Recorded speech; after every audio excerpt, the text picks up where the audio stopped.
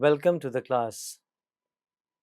Uh, you might have seen words like can, could, shall, should right before the English main verbs in English sentences. While seeking permission, may I come in? Or while talking about someone's capability, referring to someone's you know potential and efficacy, you can do this work. I cannot do this work, and something of this sort. You might find such words in front of before this English main verbs, and when these words occur, you might have seen that the main verb remains in its bare infinitive form. So no change. You don't find any change in main verb. So the form of the verb, it remains the same. But this new category added to it just before it. What is it? So can, is it a verb? Can go. I can run very fast. So run, the verb, main verb. And what is this can before run? It explains, it indicates, it expresses my ability to run fast. But where is the meaning of the verb? So the verb run remains in its original form, and basically the meaning is derived out of the verb run. So the semantic content, right, is located in the main verb run. But when I say I can run fast, can somehow expresses my ability or capacity to run fast. So they are not full verb like conventionally we know can, run, go, eat, drink, play, read. These are verbs. But few words like can, should, may, might, will, shall, they're added to just before these verbs. But certainly they are not nouns. So they are verbs of a different category. A verb without any semantic content. They do not have a meaning. Meaning is not encoded in these uh, words. Meaning is there with the main verb. But what is the function of these words? What kind of verbs are they? What is the class of these verbs? So today we are going to talk about modal verbs, or we also know it as modal auxiliary verb. So we are going to talk about modal auxiliary verbs, or modal verbs we commonly call it. A modal verb is a class of verbs that is used to indicate modality. That means likelihood, ability, permission, request, capacity, suggestions, order, obligation, advice, etc. Right? Modal verbs always accompany the base or the main verb. Right? A modal verb gives information about function of the main verb that it governs. And modal verbs have a variety of communicative functions. We'll talk about them very quickly. So some very common modal verbs in English are like can, could, shall, should, may, might, will, would, must, ought to, etc. Uh, what do they do in a sentence? What is the function of such modal verbs in a sentence? Right? Uh, so they are there to express or indicate the modality of the verb. Right? And such modal verbs in English are something like can, could, may, might, shall, should, will, would, ought to, must, need, etc. And they have certain similar characteristics, very common characteristics, right? For example, they have no. infinitive marker. So the verb comes in its bare form, in its original form, without to added to it. Infinitives, to go, to eat, to drink, we call them infinitives because to prefixed with them, or to precedes them. But in such cases where these modal verbs occur, we don't use to. So the verb occurs without to as an infinitive marker. Okay, that's one commonality across all modal verbs and categories. Um, when you want to form a question, they are inverted, or they are you know uh, fronted. So something like, can you play the guitar? So you play the guitar, right? I play piano. I know how to play piano. I play piano. I can play piano. So I can play piano. If I want to make a question out of it, what I have to do? I have to invert this modal verb can in front of the sentence, and it's very easy. Can I play piano? Right. So may I come? May is inverted and fronted to form a question. Other commonality about these modal verbs is that all of them take negative marker onto them, like cannot, will not, shall not, should not, right? So they bear the negative marker, all right? Uh, and then in contracted forms, we use like can't, couldn't, shan't, shall not, shan't, shouldn't, won't, will not, wouldn't, mustn't, needn't. So this is the contracted form we use in oral speech. Okay. Um, so we will go through all these modal verbs one after the other. Let us start with shall.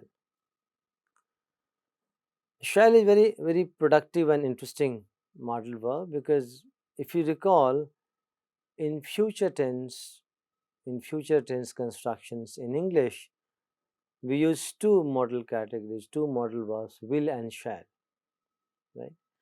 Because English verbs are not conjugated or inflected for future tense, right? Like you have in present tense, I go, in past tense, I went, but in future tense, I shall go or I will go. So go remains like present, I go. But this will or shall are added to these verbs to make or derive future references, right? So we'll start with shall, or in contracted form we call shan't if you add negative to it. So this is used to make and ask suggestions like shall we go and see a film? It's equivalent to let's go and see a film. So proposal, a suggestion. What shall we say to him? Right? Seeking opinion. It is also used to offer to do something, something like shall I do the washing up? Right? It is also used to ask somebody what they want you to do, like where shall I put your bag? Right? Uh, the use of shall in common speech nowadays is not in trend with even with the first person. We tend to use will more often than shall. Right? Another model verb like might, right?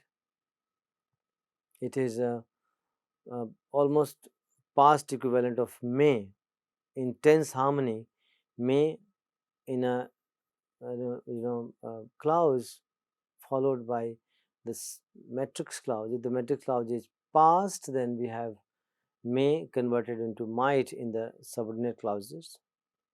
But might plus verb is used to talk about a future action which we are not sure about. So guesswork, guess, or when you're not certain, right? So we say it might rain today. So we are not certain. It may be possible, it may not rain, but when we say it might rain today, we are expressing some anticipation, apprehension, or a guesswork. I might go, but I'm not sure about it. Right? So this is how we use might in such cases. Modal verb like can, right, which is used to talk about the ability, the capacity, efficacy of a person or a thing. Like he can swim. So can denotes the capacity or ability of a person of swimming, right? He can't play tennis. It also expresses with negative, of course, added to it, inability of the person of playing tennis. We use can to request something like, can I speak to Mark, please? Okay, you might be familiar in a polite sense. We use with a polite framework. We use may I speak to Mark. Then you don't have to have please added to it. But if you say can I speak to Mark, then we have to have a polite marker please. If you are polite, or if you're not polite or deliberately you don't want to be polite, you can simply say can I talk to Mark, right? Can you repeat that? Can I smoke? Or you can, in that sense. You cannot in if you are not permitted. So you're seeking permission or you are requesting for something. Like in the negative, we use can't to say something is logically impossible. Something like I can't be true. Can plus negative, a contracted form can't. Or you can say it cannot be true. In writing, you can use full form.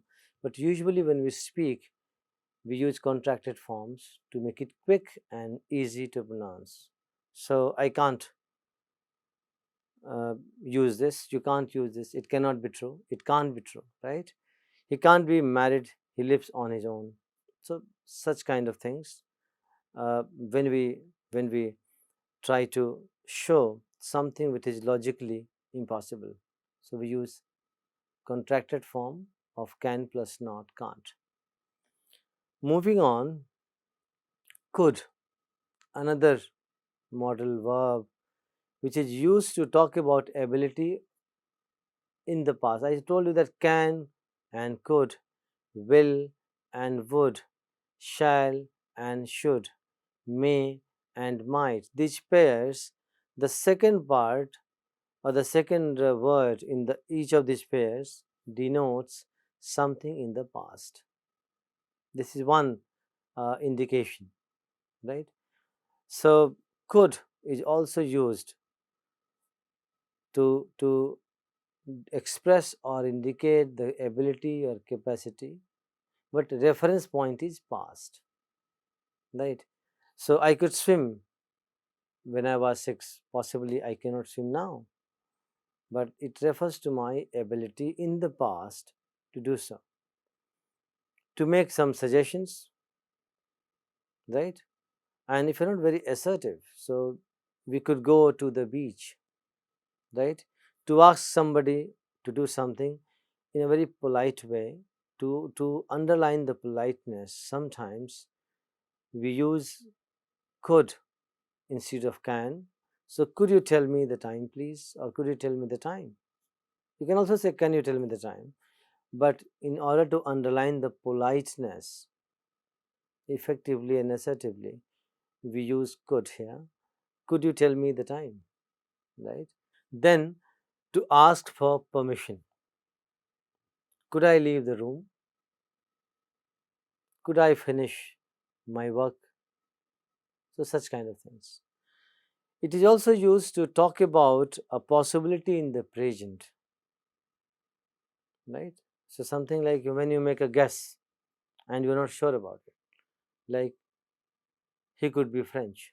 So, if you're guessing about someone, some individual, and you're not sure who he is or she is, she could be French, right? it could be X, it could be Y. So in such cases where you are trying to predict the possibilities, we use this word could, right? The modal verb could. Then another modal verb may. It is used to ask for permission formally. It's a very formal way of asking permission. So, may I talk to you for a second? A very formal, polite way of asking permission to talk to somebody, right? Seeking permission to talk. So, may functions there as a modal verb to indicate politeness and formality, degree of formality. It is also used to talk about things in the future which are not certain. So when you are not certain, apprehensions, guesswork, we use may, the modal verbs, something like the weather may be lovely tomorrow.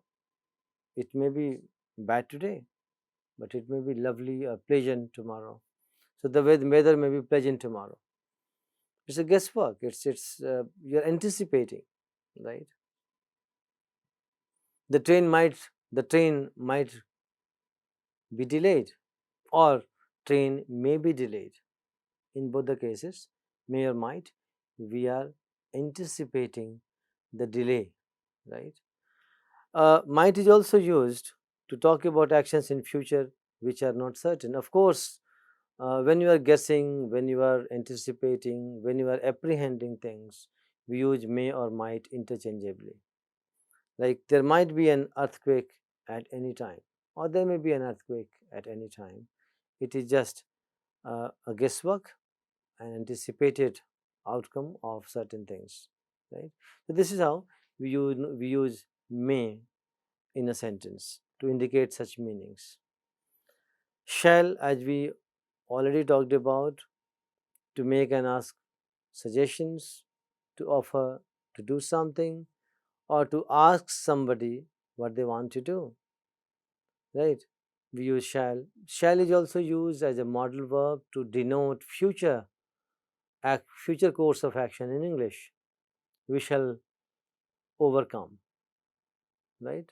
You might have heard this famous song, We Shall Overcome. Shall.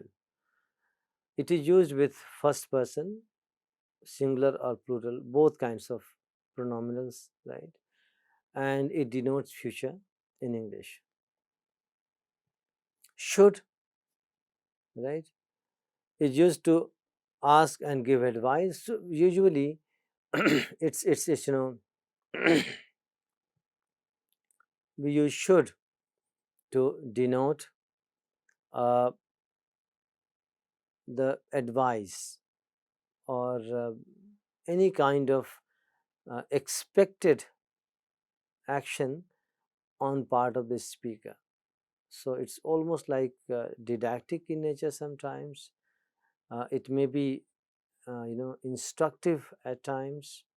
So something like you should come on time. It can be a suggestion or it can be an advice, right?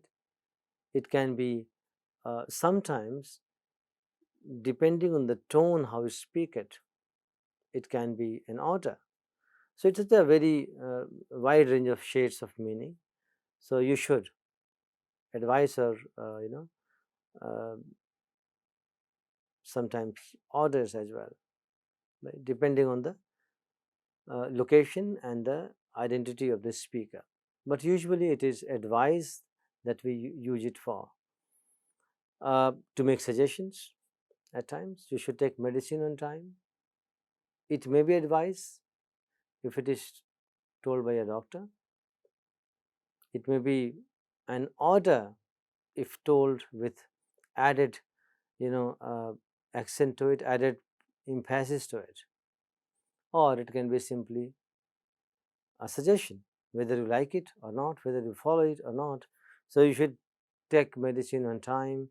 I think we should go home, right? Such kind of things. Then will, again for talking about future, like shall, it is used with second person and third person pronominals to make offers. I'll do it for you. to make permissions and promises, sorry, to make promises. I will do it as soon as I can. Or would is also used to make conditional sentences in the phrase, would you like? And then we continue, right? Uh, Another very special model category, ought to. It mandates the suggestion. So it's almost like, uh, somehow, something like, uh, descriptive in nature, and prescriptive in nature. You prescribe, and in such prescribing contexts, we use ought to instead of should. They both mean almost the same. The only thing is that ought to is prescriptive in nature. So usually we use should, but when you say you ought to obey the law, you can also say you should obey the law. But when you make it mandatory and make it prescriptive, you say you should. When you say in normal suggestion or normal advice or normal context, you say you should obey the law. But when you want to underline the prescriptive nature of it, that somebody must follow the law, you say we ought to. We ought to follow the law, right? And here, ought to is a single phrase. So do not confuse this to with infinitive marker. You cannot say you should to go, you should go. So this is also a model category, but the to is not attached to the verb. Verb remains in this bare infinitive form. Ought to is a single unit. We have to keep in mind. Need is another word. We use it as auxiliary or model verb category. Uh, Usually it's a normal verb, but it is also used as a model verb. Like, do you need anything? In that case, or I don't need to do anything. But the negative form needn't is very common. We didn't needn't, right? So need is another special category we should keep in mind. Must, right? Uh, is indicates something mandatory or certainty. Degree of certainty is higher when we use must in a sentence, right? So must is used to express an obligation or give an order. So you must go to bed early. You must stop doing that. We must be more careful in future. So such kind of contexts in which we use must. Uh, it also used to give advice, but in a very strong way, almost like making it mandatory. So we say, if you go to Britain, you must try fish and chips, or you must try this. So you are adding a degree of emphasis. You are emphasizing, making it almost mandatory. So it is advice, but the way you are saying it, so must is used in certain cases where you emphasize the meaning of it, meaning of the verb, or you want to make it mandatory. So must, certainty, degree of certainty is added more to this word. And we have contracted for mustn't to express prohibition, and that too a mandatory prohibition. You mustn't go swimming after lunch, right? Such cases. Now, there are other phrases and chunk of words which act as modal verbs, like have to, have got to, right? You can see these examples. New students have to or must register on their first day, right? Something like we all had to give in our names. You will have to be brave, something like that. How got to? Have you got to XYZ? You can say anything. I have got to do, I have got to go to the bank. We haven't got to be there until 12 o'clock. So these are stylistic variations, and it's a very important phrase used as a modal verb. And Similarly, don't have to, doesn't have to, right? Must or have to. So have to makes it mandatory, obligation, right? It underlines obligation, a kind of pressure or certainty that you are required to do it whether you like it or not. So against your will, your wishes, you have to do it. Something like British men don't have to do military services.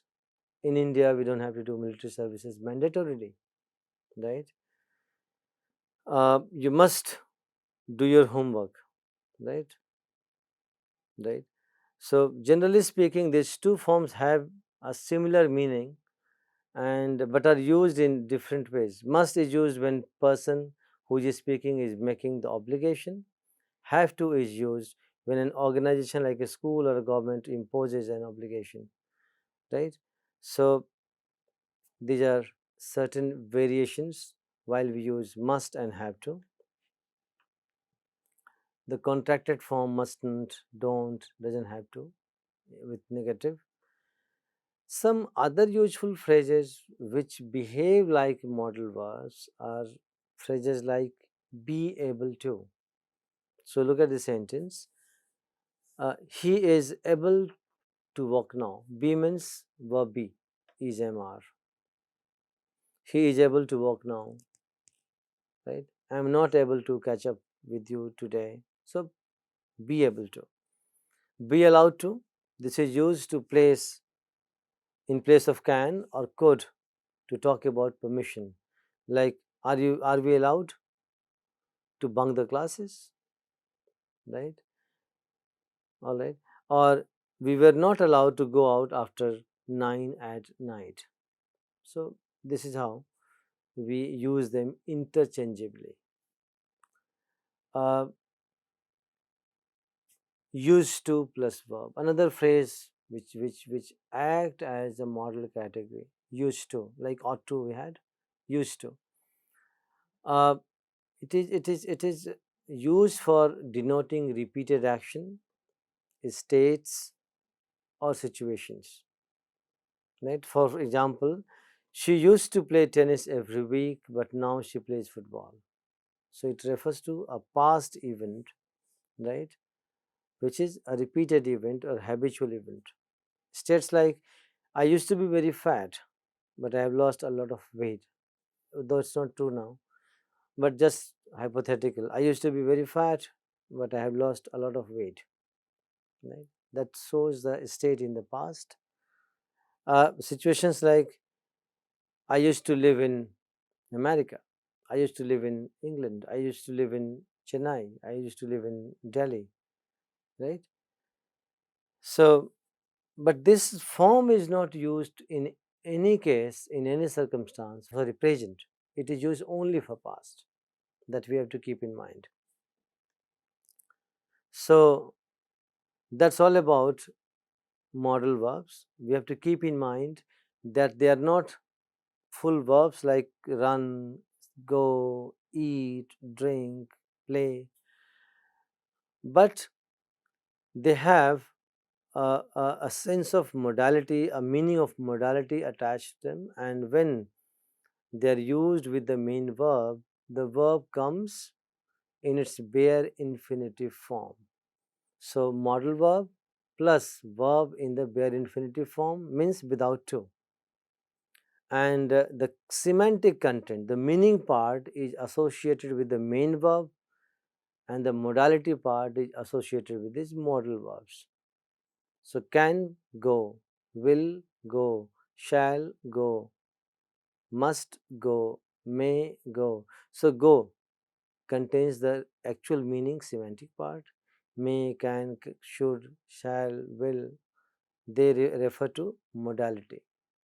So, this is all about modal verbs in English, and we will continue practicing and discussing. So, this is for now. Thank you.